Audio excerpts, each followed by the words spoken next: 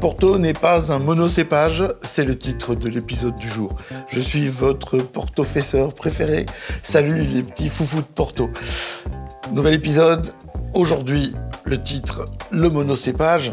Je vais vous en parler puisque c'est un sujet clé en matière de production de vin, en particulier évidemment lorsque je vous parle de Porto. Je ne sais pas si vous le savez, mais le Portugal est un des pays au monde où il y a le plus de variétés autochtones. Je ne raconte pas que des bêtises. Il y en a plus de 300 et 120 d'entre eux sont natifs de la vallée du Douro. La loi a établi parmi eux lesquels sont recommandés ou hautement recommandés.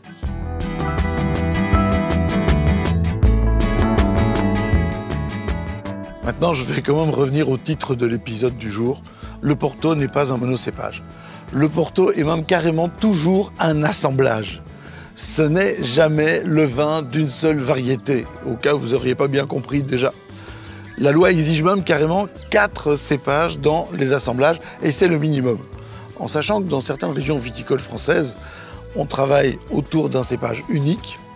On peut dire que la philosophie dans le Douro est totalement différente, même carrément à l'opposé. La grande complexité et le potentiel de vieillissement du Porto vient aussi du fait que l'on y réunit tout un tas de variétés. Un assemblage peut rendre le vin plus puissant et complexe qu'un seul cépage. Ici, on croit que le tout est plus grand que la somme de ses parties.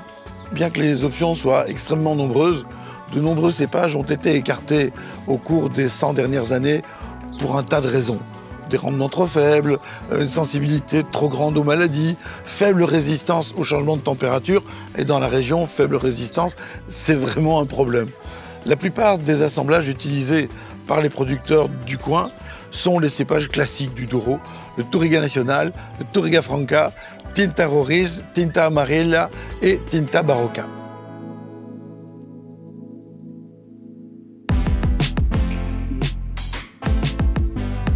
Touriga Nacional, c'est considéré comme le meilleur cépage rouge du Portugal. Il serait originaire du Dao, il ne faut pas le dire dans le Douro parce que ça les énerve, mais c'est quand même la réalité. Ces grains sont très petits, extrêmement concentrés, ils donnent des arômes de rose, de violette et une grande structure tannique. La Touriga Nacional, c'est utilisé pour des vins avec une grande longévité, des vins de garde, et évidemment, comme tous les Portos vieillis en phase réductive en bouteille. Touriga Franca, c'est fruité, aromatique, avec des notes de cisle danifère, mais c'est pas aussi robuste que Touriga Nacional. Touriga Franca, ça mûrit tardivement, donc à la fin de tout le monde. C'est donc moins sensible à la chaleur que Touriga Nacional, ça perd moins d'eau, et c'est donc adapté aux conditions chaudes et sèches du Douro. Tinta Barroca produit des vins moins concentrés. C'est pour ça qu'ils sont toujours assemblés. Ça fournit de la structure, de la puissance, mais aussi du jus, de l'aromatique.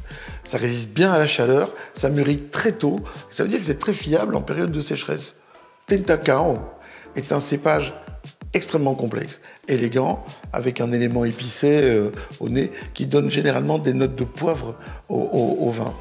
Tinta Roriz, c'est l'autre nom du Tempranillo dans le Douro. Ça pousse sous un soleil abondant.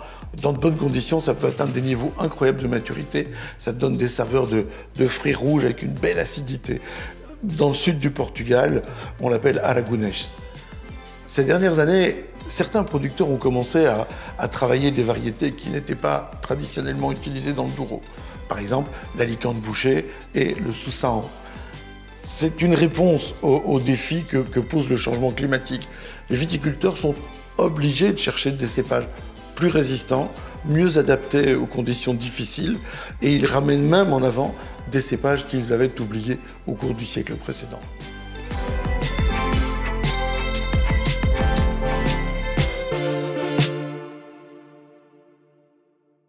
Il est juste de dire que la diversité des cépages est l'un des plus grands atouts du Douro, ce qui fait que la région est capable de produire un nombre infini de vins totalement différents.